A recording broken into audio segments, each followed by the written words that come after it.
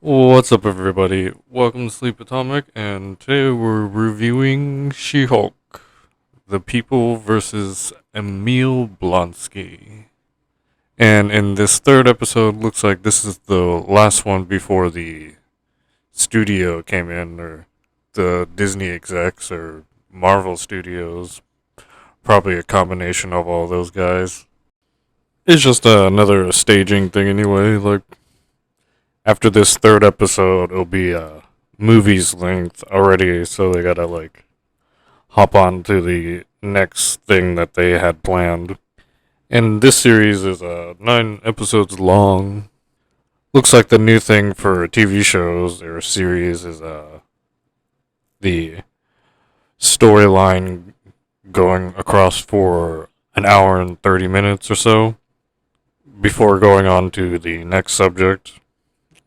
Like this is the getting to know Jen hour and 30 minutes, and instead of the layer thing they used to do like for Friends and stuff, and it just kind of like mix stuff in when it was like available and relevant, but mostly available, meaning if it was the first time you saw her at her house, you would see what's going on around her house, her neighbors and stuff and all that. But they're doing the movie route.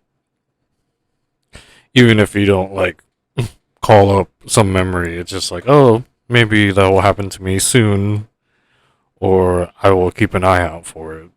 And that's just for a small but long rundown of what's been going on lately for TV shows and series and whatnot. But today, on this date with Jen Walters, she's going to defend Emil Blonsky, and she's like talking to Wong. Pug has a new case. There's like the adjacent characters of the shapeshifter from Asgard, and then there's just Megan Thee Stallion. So there's already a lot of collaborations happening just from seemingly different circles of actors and media for it to be laid out into a cohesive story with everything in it. There's a concurrent story going on just a few times. You'd see where it makes the cross. It starts with Jen and her preparations for the Emil Blonsky thing, because at some point he went to do a fight club thing with Wong, and they need to find Wong so he can be a witness for Emil. So we get to a lighthearted part of the series, and Nikki's thirst trapping Wong, getting sent a message with Nikki with a bunch of books as a thirst trap so he'll respond to them. But just the fact that he has like his phone or computer was like the funniest part for me. So it must have been some pretty interesting profile picture. Just going off of Nikki's assumption, he probably might have responded anyway. He is just kind of like chilling in the mountains somewhere. And they show how Wong occasionally can get a little tempted to just use magic on people to solve stuff. And when he's like talking to Jen about the case, he's like, "Oh, memory spell." It's like, no. It's like, we could banish him. No. And then he's like, "Oh, we could just do that when we're at our wits' end, right?" I was like, come on, man. But there's also the other thing that's happening at the very same time with Pug and Dennis, the old co-worker from the other firm with Jen. And at first, they call in Jen to wrap in this storyline, really, but she's there for a second because she almost has to do the case with Dennis, but instead he wants a male with Pug, a lawyer. And after Pug spun in as a viable character for the story, Pug has to deal with Dennis, and Dennis is kind of like not very responsive to anything. And he's kind of like trying to be a lawyer bro, but his taste of humor is when the shapeshifter shows up. She'll show up anytime she sees there's like a small opportunity to be someone else. Like Dennis leaves after their uh, little powwow about the case and how everything happened with him and the shapeshifter. The light elf lady, shows up as Dennis and is trying to be like, "Oh, never mind, I'm good." But then there's the little antic of Dennis calling. He's like, "Hey, like someone stole my Cybertruck, like, or maybe I can't find it." But then Pug's looking at the other Dennis, and he's like, "Oh man." Then the shapeshifter changes into Pug and tries to make him look like a womanizer version of Pug, as the light elf is like leaving Dennis's office.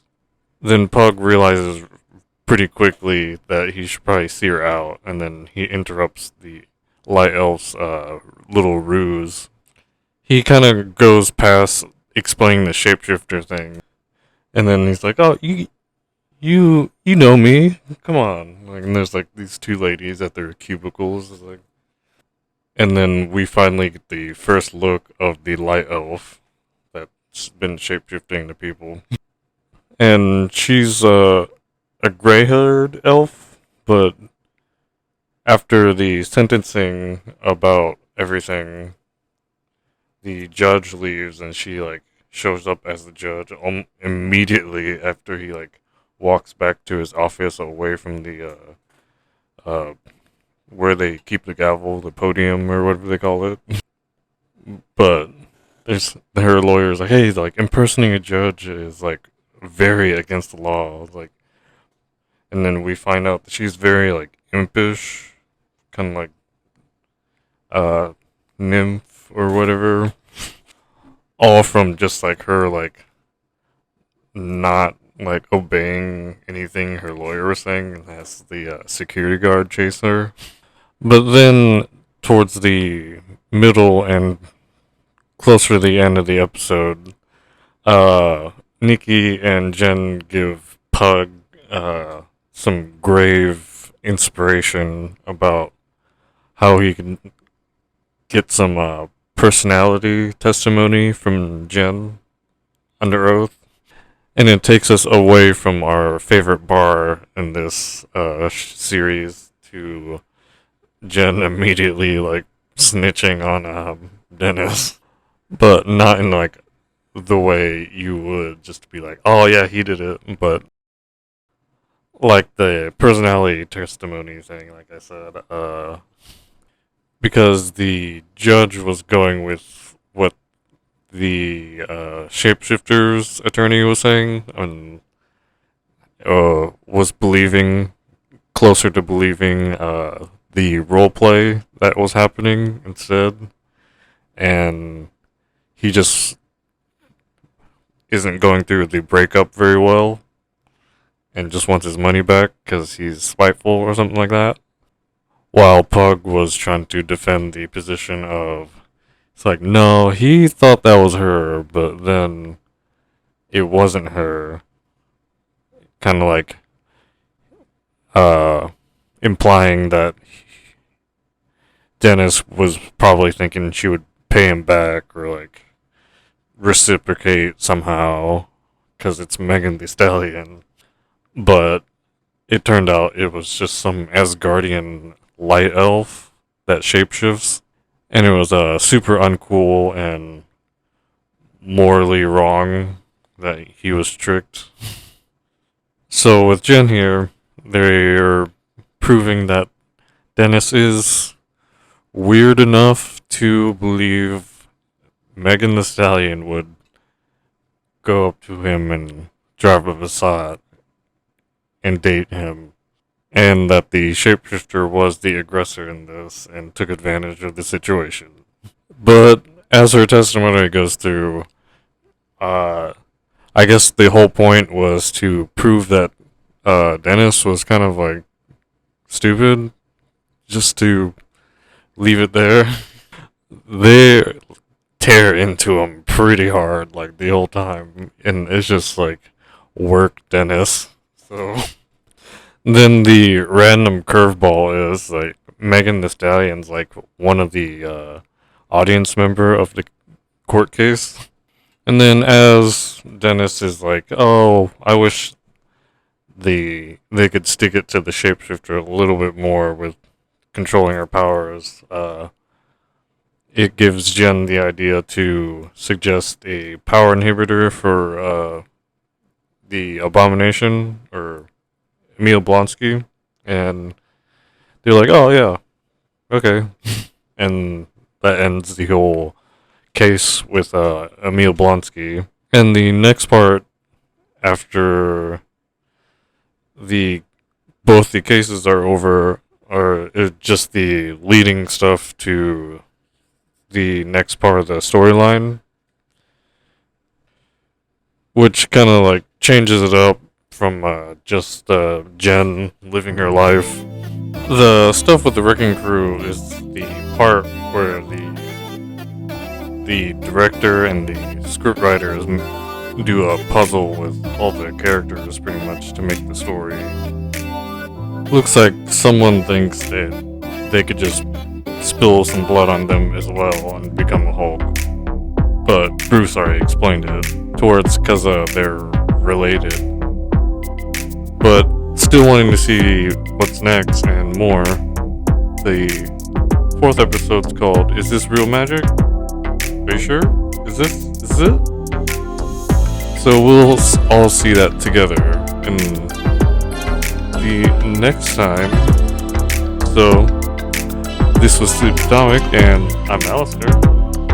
And if no one told you yet, you look good, and it shows.